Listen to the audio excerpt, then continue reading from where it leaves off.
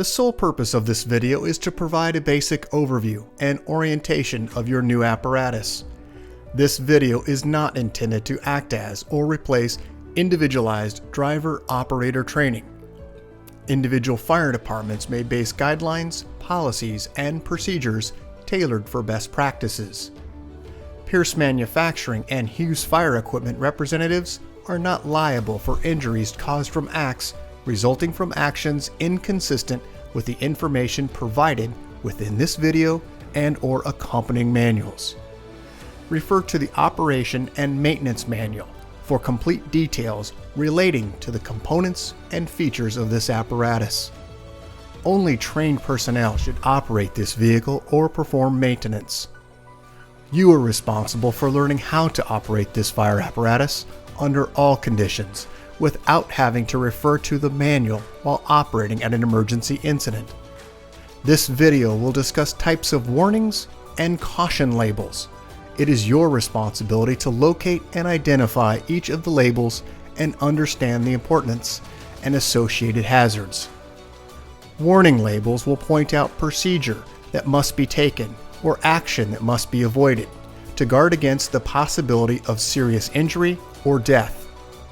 Caution labels will advise you that there is a risk of damage to property if certain precautions are not followed. Continuous training, reviewing of operation and service manuals, developing good standardized practices will assist driver operators with a more complete understanding of the components and operation of this fire apparatus. As the driver operator of this vehicle, you are responsible for understanding the function of each component of the apparatus, maintaining control of the fire apparatus at all times while in operation. Make operational and functional changes while operating at an emergency without having to read operator's instructions or safety warning labels. Operate manual override and emergency shutdown procedures immediately if a component fails to operate properly. Components location may vary with each Pierce fire apparatus. Review the exact location of each component prior to operation. Major inconsistencies between your vehicle and the information contained in this video should be directed to your sales representative. Safe operation of any vehicle is the responsibility of the driver operator. You must learn the location and function of all controls, switches, gauges, valves, inlets, and discharges. Due to a higher center of gravity, heavy trucks have a significantly higher rollover tendency than other types of vehicles. To reduce the risk of rollover, avoid making sharp turns, excessive speed, and avoid abrupt maneuvers. In the event of a rollover crash, an unbelted person is significantly more likely to become injured or die than a person wearing a seatbelt. In the event of a crash, unbuckled occupants can also become a hazard to other occupants, as they may be thrown around inside the cab. Seatbelts are required while in operation. Please refer to your warranty certificates for details and information enclosed in your manuals. Customer-installed equipment must be mounted to withstand road travel and comply with NFPA 1901. Modifications such as drilling holes or welding to structural frame components of the chassis are not permitted. Contact Pierce for instruction and review of non-structural sheet metal or other dissimilar metals for modification. Follow the radio installation guide for further assistance on installing or mounting electronics. Before placing your new apparatus into service, perform a primary inspection of key components of the apparatus, including all fluid levels, anti-lock braking systems, electronic stability control, and automatic traction control. Weigh your apparatus to ensure that it conforms to axle and brake ratings. Never exceed the gross axle rating printed on the label inside the cab. Exceeding these ratings could lead to reduced component life, personal injury, or death. Review the use of auxiliary braking systems, compression brake, exhaust brake, electronic retarder, and hydraulic retarder. Before placing the apparatus in service, refer to the operational maintenance manuals. Information on the operation and maintenance functions for the components such as the pump, pressure governor, and foam systems, along with other options, is provided in either the Pierce manuals and/or other manufacturer support information delivered with the apparatus. If you need more information, please contact Hughes Fire Equipment. Congratulations, North Bend Fire and Rescue, Oregon, on your new Pierce fire apparatus, job number 38145. Please utilize this 5-digit job number when referencing your apparatus with Hughes Fire Equipment and Pierce Manufacturing. Let's get started on a brief orientation. Let's start first down at the front bumper on the passenger side, face of the front bumper, with your electronic siren and PA speaker. Moving to the opposite side onto the driver's area, face of the front bumper, dual air horns. Moving up onto the bumper extension on the passenger side, you'll find a front inlet and also a tubbed storage for the front inlet hose. Moving to the center, you'll find a tubbed storage location with rollers on each side for access for hose and also a swivel discharge. Moving to the driver's side top section, you'll find your mechanical siren. Let's move up onto the cab area where you'll find on the outside edge your marker turn indicator light. Just inside that location is the headlight structure housing low and high beam. High beam will be located on the inside of the bezel. Just up from that, you'll find 2 forward-facing emergency warning lights on the passenger and driver's side. And then just above your logo, North Bend, you'll find 3 windshield wipers across the seamless one-piece windshield. Moving to the outer edge, you'll find a mirror housing a flat and convex mirror controlled from within inside the driver's space, and then also 5 identification clearance lights across the brow of the apparatus. Just above that, on top of the roof, you'll find a forward-facing floodlight, and then moving all the way to the top section, you'll find your emergency warning light bar. Let's go ahead and take a look at some of those images we just talked about. First, let's start with the side bumper extension, side-facing emergency warning light. Just above that, you'll find your mechanical siren. As we move down onto the face, you'll find 2 air horns. Just underneath the front bumper location, you'll find a attachment point, 6,000 pounds direct pull. As we move back up to the top, a swivel discharge, foam capable. And then as we look into the inside center area, hose storage location, Velcro tie down. Back up to the front grille, American flag waving. And then as we move back to the headlight structure, just a close-up here of the headlight and emergency warning lights. Let's move around to the side of the apparatus, where you'll find the marker turn indicator, and then back up to the roof, where you'll find your floodlight and emergency warning light. Let's go back around to the side on the driver's area, where you'll find your mirror and then also a grab handle right next to the door lock and latch. We do have a keyed door lock, easily accessible with a gloved hand. As we move inside onto the door panel, you'll find safety and warning placard information. You'll also find this yellow placard indicating the information from Pierce Manufacturing. Let's go over a few of those items. First, we'll start with the 5-digit job number, date of manufacture, gross vehicle weight rating, cold tire inflation, the VIN number, and then all of the component and fluids for the vehicle. As we move just down from this location into the step well, we'll find the step area where you'll find an auto eject shoreline inlet, also an air inlet. As we move just under the step well area, you'll find at the base of the cab step, you'll find additional lighting for ground lighting for that step area. Let's move inside the cab now, where you'll start first with the seat. At the base of the seat, when plugged into Shoreline Power, your battery voltage indicator will illuminate, indicating battery status. As we move inside, comfort controls for your seat, forward and backward, up and down. And as we move to the floor area, you'll find your accelerator and brake treadle. To the left, mechanical siren foot pedal. As we move up to about the left knee of the operator, master battery switch, quarter turn, the engine, transmission, J1939 diagnostic port for your maintenance team, ABS diagnostics, DPF regen, engine diagnostics, and regen inhibit switch. Up to the dash on the left, you'll find the start and ignition switch.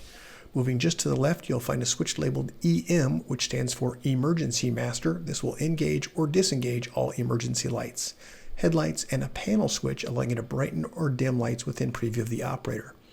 Onto the dash cluster, you'll find oil, water, temp and transmission temperature, tachometer and speedometer, front air, rear air, volts and fuel, and depth level. Diagnostic information displays above and below the speedometer. Just to the right of the steering column is where you'll find the OK to engage your high idle indicator and also switch. Just below this area, you'll find your pump shift.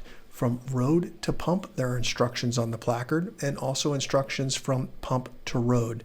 Just a reminder, for pump operations before exiting the cab, you need 2 green indicators, pump engaged, and OK to pump for pump operations.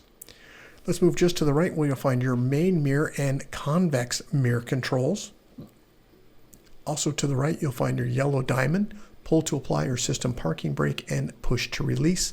This is for the rear brakes. Also, Allison transmission pad, push button with a digital readout. Moving just above that area, you'll find your engine brakes on and off, setting switch for low, medium, and high, mirror heat, and load manager. All the way at top, you'll find your control module for your electronic siren and PA speaker. To the right, push to apply windshield wiper fluid, rotate left to right for windshield wiper speed. Also, climate control for heat, air conditioning, and defrost located in the center area. Just to the right of this, you'll find a 12-volt access via USB, and also all the way to the far right, a siren brake for your mechanical siren. As we look overhead of the driver's space, I'd like to pay attention to this yellow placard indicating the height of the vehicle, 10 feet 4 inches, length 33 feet 4 inches, gross vehicle weight rating 45,000 pounds. Also, 5-digit job number is located on this. You can see 38145. Let's move back to the switch panel overhead where you'll find a emergency master, roof light, front warning, side warning, lower rear warning, and upper rear warning. When any of these switches have been activated, the green light will illuminate within the individual switch, indicating that it's on.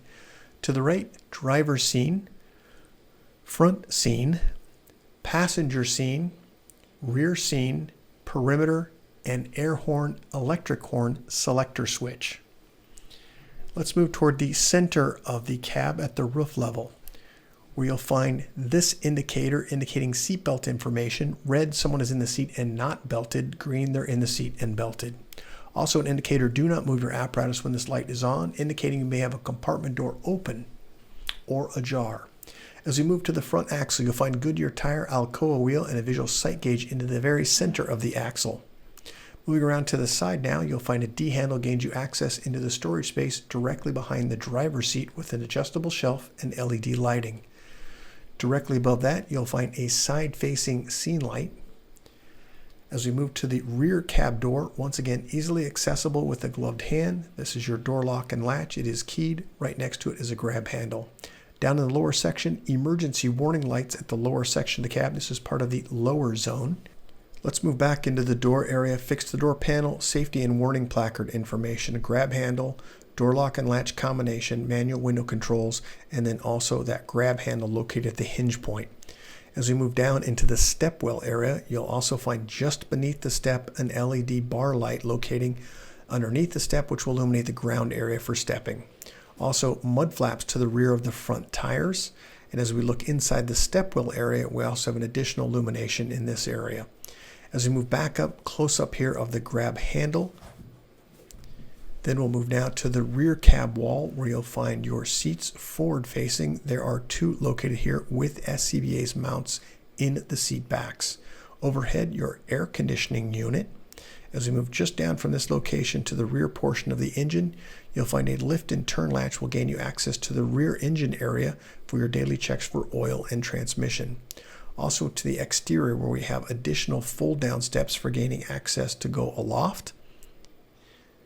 And now we'll move to the pump panel area. Let's start with a general view of the overall pump panel, top mount. We'll start on the driver's side, identifying a few of these items. First, driver's side auxiliary inlet, discharge 1, discharge 2, tank fill and recirculating line, and cross light number 1. Just as a reference point, tank fill recirculating line, crosslay number 1, foam capable, driver's side rear discharge, foam capable, tank to pump, front discharge, foam capable. When we look to the individual valves, you'll see the red indicator indicating that the valve is capable of foam discharge.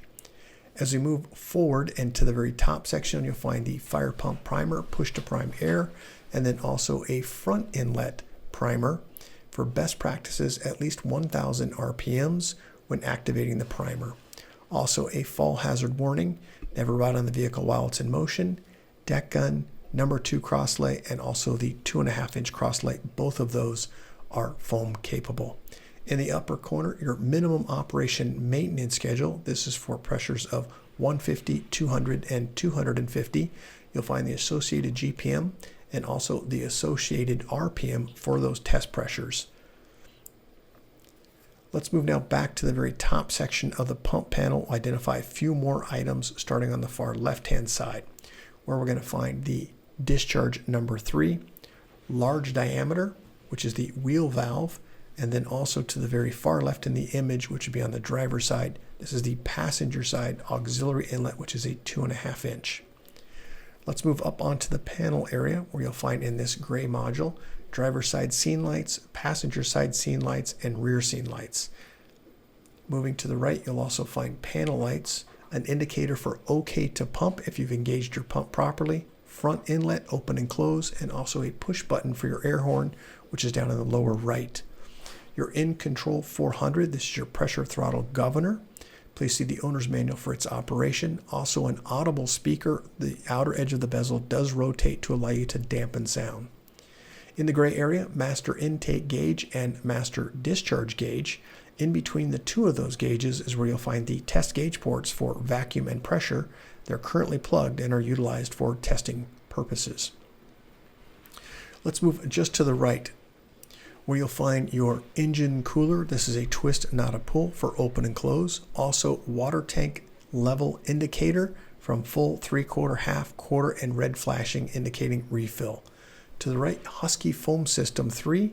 This is your foam system instructions. You'll also find operating instructions on the actual module itself, and also a foam level indicator. Same 3/4, full, half, quarter, and refill. To the right, Husky 3 foam system specifications. Let's move down now to the running board area, just a quick view. In the lower section, this is the cross area where you'll find your crosslays or speed lays.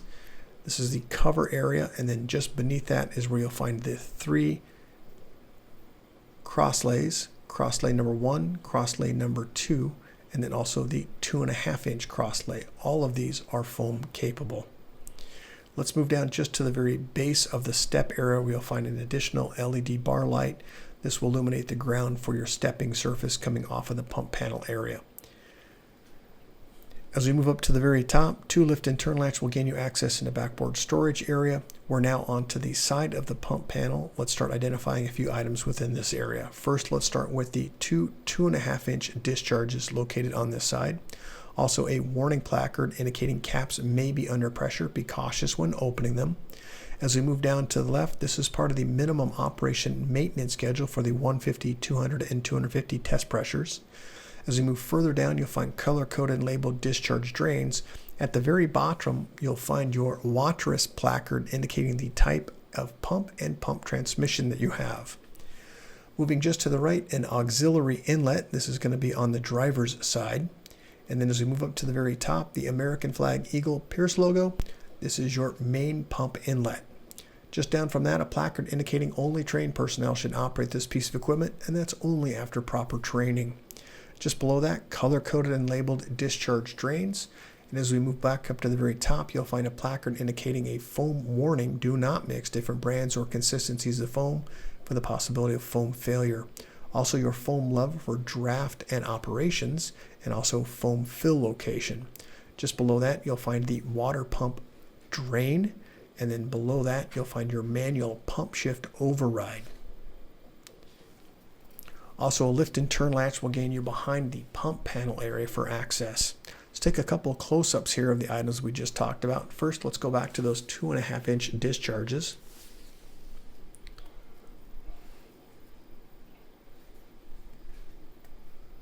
In the very center area is the Pierce American Flag Eagle. Once again, this is your large diameter inlet.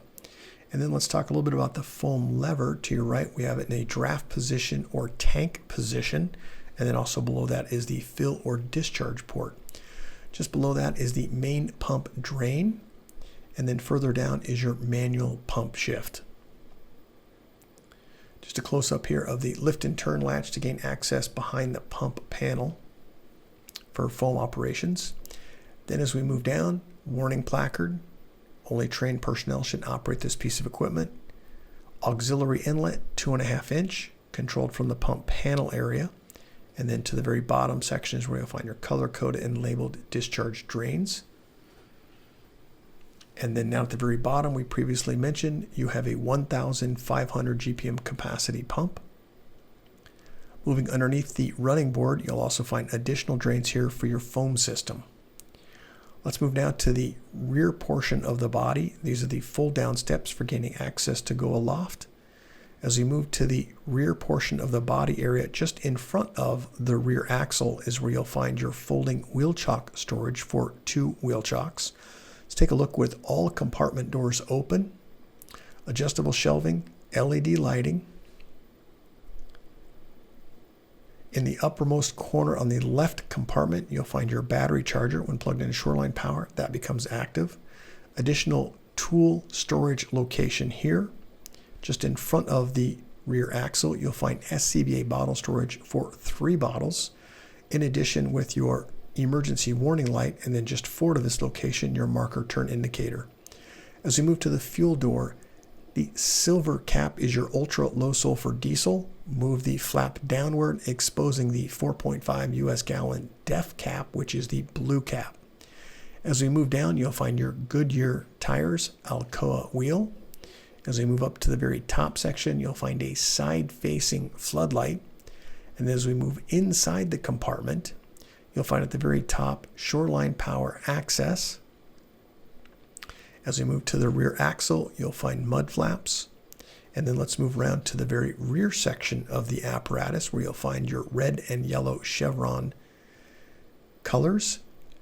As we move to the very top, a 360-degree emergency warning light. Just below that, a scene light rear facing. We'll move downward just below the scene light where you'll find your license plate holder and also light. Just below that, 2 cupped switches. These switches control the rear scene lights and then also your hose bed lights. To the very bottom where you'll find an emergency warning light, brake, turn, and reverse light. Also, we have fold down steps located here for gaining access to the hose bed area, and also a 2.5-inch discharge. There are a few warning placards I'd like to go over. First, we'll start on the far left with warning pressure hazard. Caps may be under pressure. Be cautious when opening them. Also, a fall hazard when climbing on and off the vehicle. Always face the vehicle. Additionally, a warning hazard. Never ride on the vehicle while it is in motion. And lastly, we have a warning regarding entanglement hazard. Because of the hose lines coming from aloft in the hose bed, there's the possibility of entanglement. Fold down step here with illumination. As we move to the roll-up compartment door in the very rear, we have a pull-out tray and also an adjustable shelf in the upper portion. As we move down just under the running board at the very rear, you'll find your tow bar located in the center area. On each outside edge, you'll find additional attachment points on the passenger and driver's side frame rail. Let's move back up to the right side or passenger side of the vehicle at the rear, where you'll find a D handle gains you access into your ladder storage. We have a 24-foot extension, a 14-foot roof ladder, and a 10-foot attic. Also 2 storage locations for pike poles. As we move to the very rear portion, you'll find a rear-facing scene light, and then back down to the bottom section where you'll find an emergency brake, turn, and reverse light. Back to the hose bed area.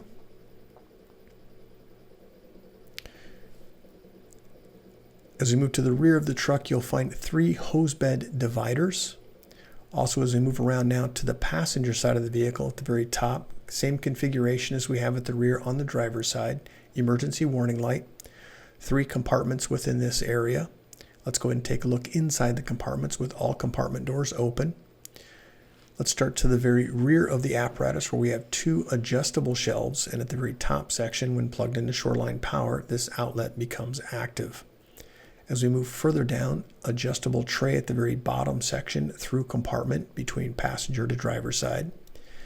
As we move to the center over the wheel, you'll find a tool board. D-handle gains you access into the space, and on the back side, it will lock into position. The release here will allow you to restore it to its original position. Just in to the rear section of the axle, you'll find a pull-out vermiculite container. This is for absorbent, top fill, and bottom area at the very bottom. You can disperse the material. As we move to the forward section, SCBA bottle storage for 3 bottles with retaining straps. Back to the bottom is where you'll find your wheel housing a Goodyear tire and Alcoa wheel. As we move back up into the compartment, you'll find at the very top Shoreline Power outlet, and then also just to the right a 12-volt outlet. I would like to point out, when parking your vehicle or conducting operations, be cautious where you park your vehicle. Extremely hot diesel exhaust temperatures do exist. Moving back up to the very top over the center compartment, you'll find a side-facing floodlight. And as we move forward of that to the body section, a grab handle for gaining access aloft. And now we're to the midsection area. We'll identify a few items within this side of the pump panel area. Start at the very top, backboard storage location to lift and turn to gain access. Grab handle at the very top section. And we'll take a look at the pump panel on the passenger side. Let's move to the pump panel. We'll start first at the very top section with a lift and turn latch to gain access behind the pump panel. Also, the cab lift operation instructions for its module are located here. There are caution and danger information on also instructions for raise and lower. Just to point out, we do have a front inlet, and make sure that that swivel is facing forward before raising the cab. It will come into contact with the cab. Also on this side, you'll find a 2.5-inch discharge. Moving downward, American flag, Eagle, Pierce logo, large diameter passenger side inlet, warning placard indicating caps may be under pressure. Be cautious when opening them. And then also your large diameter discharge and a 2.5-inch auxiliary inlet. To the opposite side, all of our color-coded and labeled discharge drains. A couple close-ups of those items. First, let's start with that 2.5 at the very top. And then we'll move down to the color-coded discharges and labeled, and then the 2.5-inch auxiliary inlet. Let's move now under the running board area. We'll identify some additional passenger side auxiliary inlet, and then also your inlet for relief valve. We're now to the forward section into the cab space. General view of the cab next.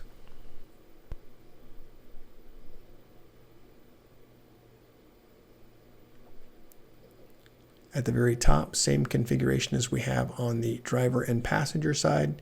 Access directly behind the officer seat.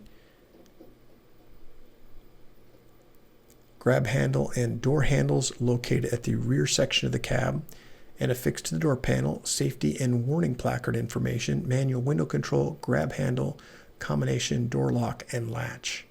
Grab handle at the hinge point, this red webbing. As we move into the step well area, you'll find LED lighting.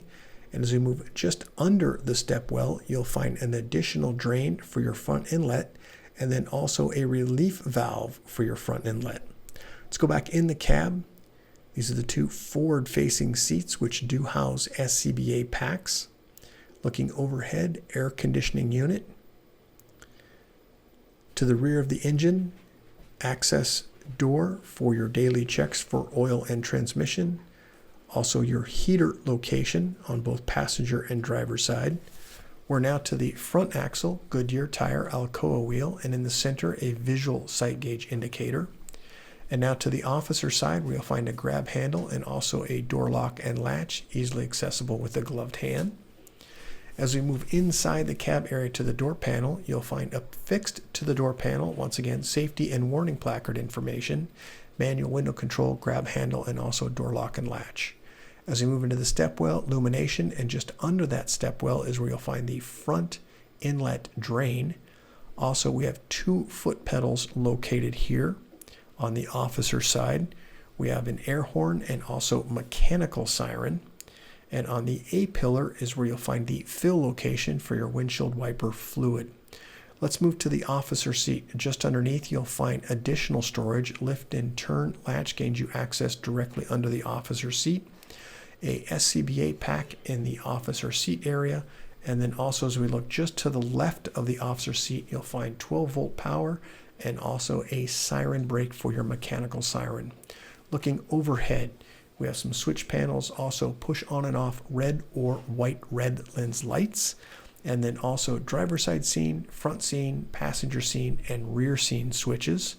In the very center, we've discussed this. This is your do not move your apparatus. You may have a compartment door open or ajar. Let's move back to the front bumper area on the passenger side, where you'll find the bumper extension, side-facing emergency warning light. As we move around the front, you'll find the front inlet.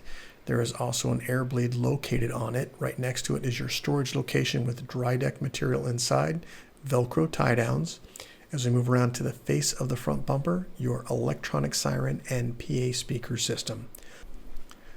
Congratulations, North Bend Fire and Rescue, Oregon, on your new Pierce fire apparatus, job number 38145. If you have any questions regarding your vehicle, please contact your Hughes Fire sales representative. Thank you and congratulations.